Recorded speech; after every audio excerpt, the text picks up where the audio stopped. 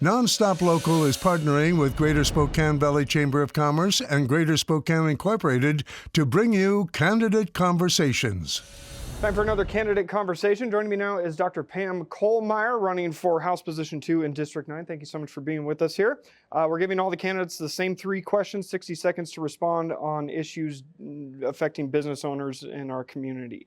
Our first question revolves around inflation, small business taxes, regulation. Do you think that the government should be doing more or less to be helping small businesses?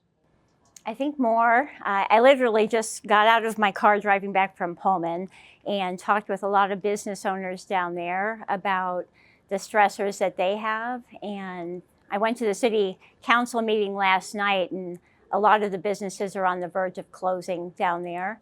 In Spokane as well. I mean, the 9th just barely touches Spokane. I live on the South Hill of Spokane, but I really do believe that the state legislature needs to do more for small businesses because so many are impacted by the taxation, by access in Pullman actually, where their downtown is basically all gutted up right now with new roads. And I also think too that issues like the homeless crisis are affecting the businesses downtown in Spokane. It is tough. I mean, so many small businesses are on the verge of closing. They lived through COVID and now they have tough times here as well. So I think that the state legislature needs to do more. Well, let's expand on the homelessness issue and mental health, substance abuse, along with crime, theft and vandalism affecting small businesses. How do you create, if elected, a safe environment for businesses, business owners? It's a great question. So I taught at the Master of Public Health program at Eastern for a while, and I learned so much about issues like homelessness, where you really have to go upstream and address issues at the root cause, which some people with homelessness deal with addiction, like the opioid crisis.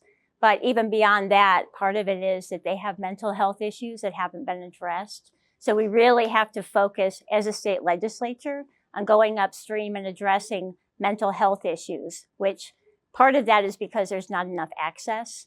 So really trying to make sure that we fund and make it available for people to get help. That's number one. Number two, it is tough because we have to remember too that people that are homeless, there's a story behind that, whether it was domestic violence or addiction, mental health issues, and remembering that they are humans and that we have to address it with compassion, even though it's hard, because as business owners, it affects their bottom line too. But yes, dealing with it with compassion and trying to make sure that we're going upstream, dealing with mental health. Housing in Eastern Washington and Washington as a whole, the rent costs one of the highest medians in the country. How do you address the high cost of housing if elected?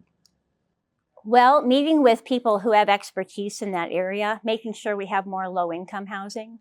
So everything from apartments that have a more reasonable access point with rent, but then also too like tiny house communities. So people that maybe to get them out of homelessness have something that at least has a door and a lock, that they can have their own space and they can have their medications there and a refrigerator, that they can be healthier with their food access and whatnot too.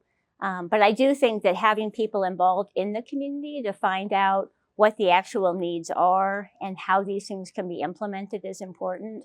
I've been attending the Homeless Coalition the first Thursday in the month, and I'm just amazed by the minds coming together trying to do something about it. I mean, they get about 60 people on average, and as a leader, I would be very involved with that, trying to see what I can do to help. All right, Dr. Pam Kohlmeier, thank you so much for joining us. Thank you.